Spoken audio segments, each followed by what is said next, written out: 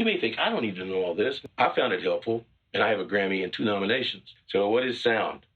What is sound? You think of what? Tell me one-word things. Wave. Okay, wave. Vibrations. Good vibrations. Timbre. Timbre. There are no wrong answers here.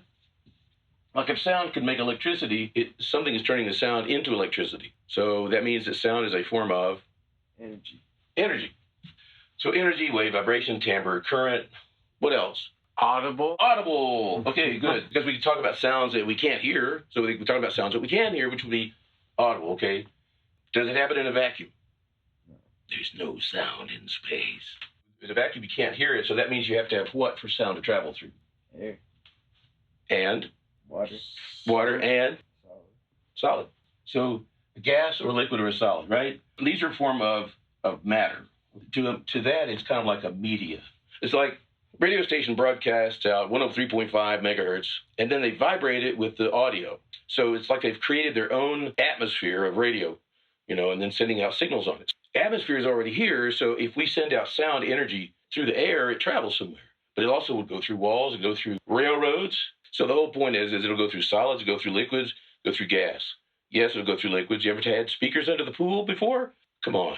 That means you really haven't gone to visit anybody with a house better than yours. So matter is a kind of medium, and media is a form of that. So let's see what it is. Sound is an audible vibrating wave of energy traveling through a medium. Why is that important? Because everything in sound is important. If you don't understand this to begin with, then you're like a musician that doesn't know how in the world their instrument makes sound.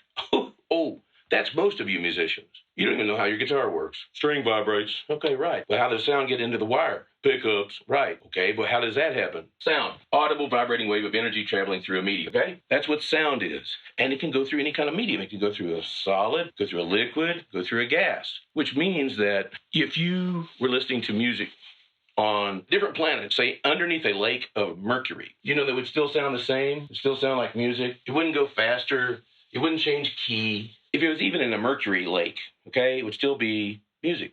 Time is still the same. No doubt that the sound waves would travel much faster through the mercury because the atoms are closer together. Like it goes through steel very fast, thousands and thousands of feet per second. It goes through the air about 1,180 feet per second, which is about 768 miles an hour at sea level, at 70 degrees, at some unknown humidity. So speed of sound varies.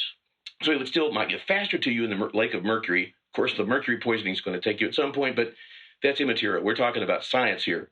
If you're in a atmosphere of sulfuric gas, it would still sound like Mozart. If you're listening, with, some kind of like through uranium and it was vibrating and it had a speaker cone on it, it would still sound like Mozart. And you would have serious radiation burns. So audible wave of energy traveling through a medium. So what's audible mean? Well, it means that the humans can hear it. Most of the time we're talking about human, which is about 20 hertz to 20 kilohertz. Now, you know what a kilo is. Your mind, not mine. Kilo's 1,000, right? That'd be 1,000 hertz. What is a hertz? Named after Helmholtz Hertz. Yes, he had a name like that. They used to call it cycles per second. So you'll see it in old audiobooks as CPS, cycles per second, which to me made a lot of sense. And when they decided they were going to call it hertz, I'm like to my dad, why did they change it to this guy's name? And he says, I don't know. Why don't you ask Mr. Ohm? That was really cruel, my dad, to do that. But he was right, because Ohm is the guy that they named the unit of resistance after. So, okay, hertz, 20 hertz, 20 vibrations per second. The average drop on hip-hop is about 37 or so. It ranges from 31 to 47 or 8 or, so it's somewhere around there. And now and then I'll see stuff as low as 24. If you get in the 20 hertz range, if you can hear it, that means you have real subs. But below that, it doesn't sound like a tone anymore. It starts sounding like clicks. Is it 20,000 hertz? Okay, to give you an idea, the bottom of a piano, this bottom note is 27.5 hertz, and this top note is 4,100 and something, okay? 27 to 4,000, maybe 5, okay? So that means an octave above that, it would be 10,000, and an octave above that, it would be 20,000. That's the limit of the hearing. Is like if you had 2 more imaginary octaves above the keyboard. And that's the range of hearing. We can go down to 27, all right, fine. Let's go down to 20. We'd add probably about 8 notes down here, probably down to a low D. So that would be, it's going to be 20 hertz or maybe even lower than that. So the piano is a pretty full range kind of instrument. The only thing that has a wider range of pitches is a pipe organ. They go from like 16 hertz up to 24K. They go out quite a ways, especially if you count the harmonics. All right, so audible is between 20 and 20 kilohertz for humans. So we usually just say 20 to 20. Dogs can hear higher than that. Bats can hear higher than that. Anybody can sing better than you. And even Kathy Barbarian knows there's one real odd, she can't sing. So audible range, all right? So this is sound. What sound is, audible vibrating wave of energy traveling through a medium. And if you want to see it in action, get in the tub, let the water get still, and then just move your hand back and forth, and you'll see little waves come out.